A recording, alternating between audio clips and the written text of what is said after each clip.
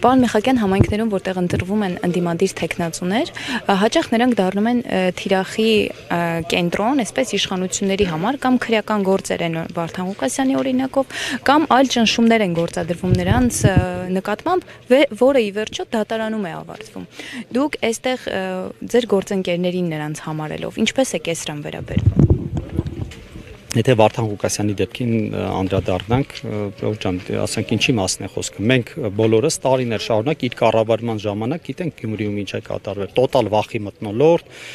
չգիտեմ, սպանություններ, կրակոցներ եւ այլն, մարդկանց առևանգում, մարդկանց կեղեքում, մարդկանց հարստարում, հիմա այդ ամենից հետո խոսել, որ Վարդան Ղուկասյանը, չգիտեմ, հրեշտակ է, կարծում եմ, չէ, եւ իհարկե ցավալի է դա այս ամեն ինչը, ոչ ընդդիմադիրներն են դառնում թիրախ։